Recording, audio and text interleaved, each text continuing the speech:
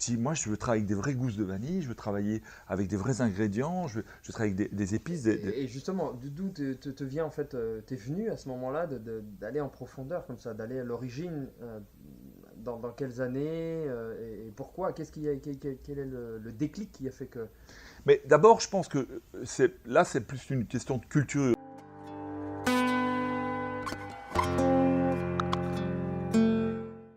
Je crois que c'est vraiment une D'accord. culture, même si à la maison on n'était pas forcément des grands mangeurs de pâtisserie, et si maman ne cuisinait pas très bien, je me retrouvais de temps en temps dans une famille qui était du côté de Charleroi, où c'était à l'italienne. La Ah, cuisine ok. italienne, c'est pas comme la cuisine française où il y a une académie. La cuisine italienne, c'est une cuisine de terroir, c'est une cuisine de produits. Et moi, dès le départ, c'est vraiment été sensibilisé par rapport à ça. Que ce soit du vin, que ce soit du fromage, que ce soit des tomates, pour parler d'un produit très basique, c'était vraiment, même encore aujourd'hui, c'est des fous furieux. Ils n'achètent pas la tomate en Belgique, acheminer 150 kilos de tomates chaque année, et ils font voilà, ils font leurs conserves, etc., etc. Donc on est vraiment dans cet esprit de terroir. Et pour moi, ça a été ça dès le départ. J'avais aussi un professeur qui était dès le départ Ok. très dans cette qualité-là, et qui nous avait démontré en faisant une recette, en disant voilà, ça c'est des ingrédients nobles, des ingrédients un peu moins nobles, parce que c'était que le coût entre l'un et l'autre, Ouais. mais sans commune mesure au niveau du parfum. Et donc pour moi, ça a été vraiment ma ligne de conduite. Ça a été, je veux absolument travailler avec des produits de qualité. Et après ça, c'était voilà, j'ai fait un screening un peu de toutes les maisons que je voulais faire. Ouais. J'ai fait des maisons en Belgique.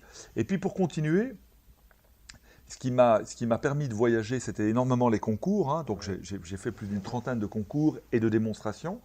Et ce qui était fou, c'est que quand on a cette chance de pouvoir voyager, et je dis ça aux jeunes aujourd'hui, allez-y, bougez, quoi. Vous avez avant, on partait dans une ville de province où on se disait ah, mais on va en Belgique ou en France, c'est déjà très très loin. Alors qu'aujourd'hui, je dis aux jeunes, mais cette accessibilité au monde, ne vous privez pas de ça. Ne vous privez pas de cette richesse-là.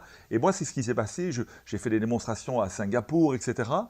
Et je me suis rendu compte qu'on part avec des a priori. Je me suis rendu compte Mm. qu'on part avec un a priori, avec des idées préconçues, en se disant le chocolat belge c'est le meilleur du monde. Et puis quand on a une petite chinoise qui est à côté de toi et qui fait une démonstration et qui te met une claque et qui te dit ben voilà comment moi je fais, tu fais waouh. Et ça a vraiment été ça. Je me suis vraiment remis en question. C'est pour ça que euh, je, je suis, euh, je suis toujours un petit peu titillé quand on me dit mais est-ce que c'est un chocolat belge, Pierre Marcolini? Est-ce que c'est un chocolat français, Pierre Marcolini? Je dis c'est ni l'un ni l'autre. Moi, je fais du chocolat comme quand un restaurateur s'adresse à ses clients. Il fait sa cuisine, il fait une cuisine identitaire. Quand tu rentres Mhm. chez Pierre Gagnère, par exemple, j'étais il y a quelques jours, passer un merveilleux repas, comme ça on fait un brin de C'est- causette, mais on va là, on rentre dans le monde de Pierre. On rentre dans le monde de Pierre Gagnère, on voit sa sensibilité, on voit ses plats. Et moi, c'est ce que je voudrais faire dans le monde du chocolat. Je veux qu'on arrête de me parler de, de, de terroir ou de territoire en disant ça n'a pas de sens. Justement.